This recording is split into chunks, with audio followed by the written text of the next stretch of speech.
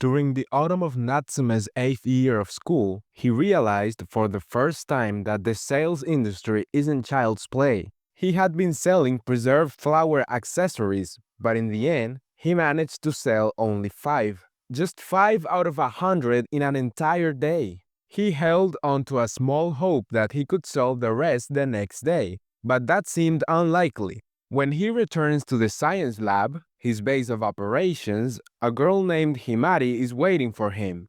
She asks where he's been. He can't just leave his store unattended. A lot of girls had stopped by to see the merchandise.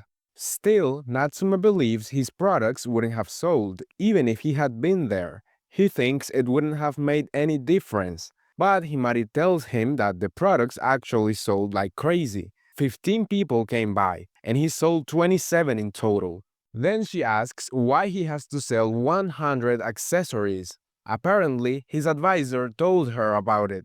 Natsume feels awkward around her because she's cute, and he senses she's silently pressuring him to reveal his reason. But he's sure she will ridicule him if he tells the truth. Still, he gives in and admits that he hopes to become a flower accessory maker. But his parents want him to become a public servant instead. They got into a fight, and now he's trying to prove them wrong by selling 100 accessories during the culture festival.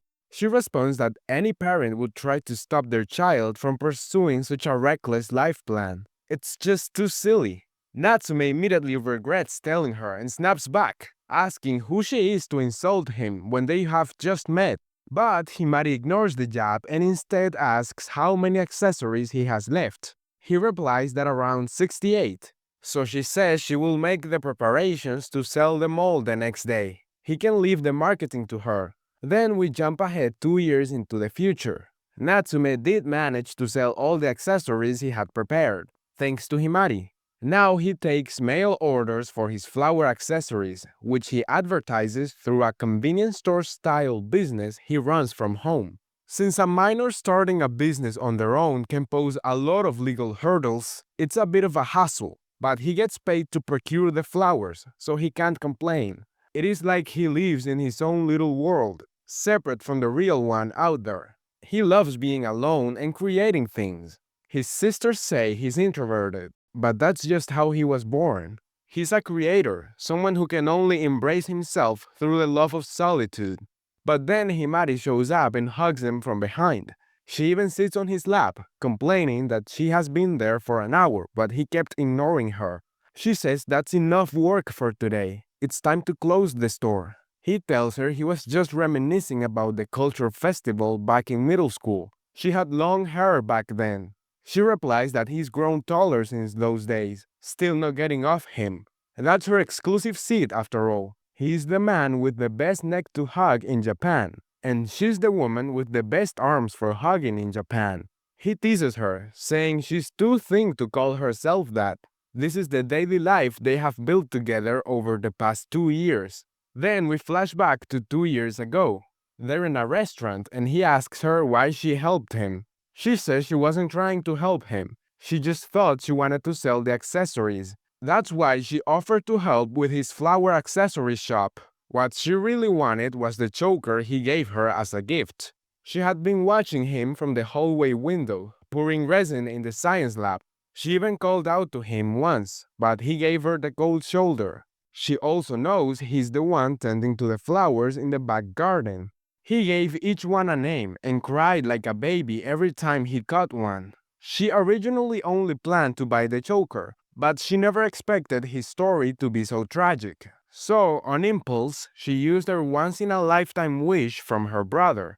It was something really important. That's why she wants Natsume to take responsibility. She wants those eyes. She loves the way his eyes sparkle when he's making accessories. So straightforward and beautiful. He must only show that passion to her. Let her have it all to herself. And in return, she will sell as many accessories as he wants. They should be best friends.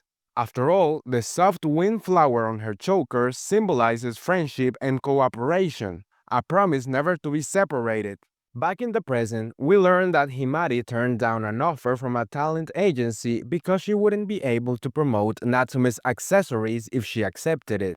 She tells him that if he hasn't opened his own store by the time he's 30, then he has to take responsibility and marry her. He complains that ever since she started saying that, her brother keeps calling him Lil Bro. But Himari says that's just because her brother loves him so much. If he hates it so much, he should go marry someone else already, get himself a real girlfriend. But he says no one dares approach him at school because she keeps clinging to him.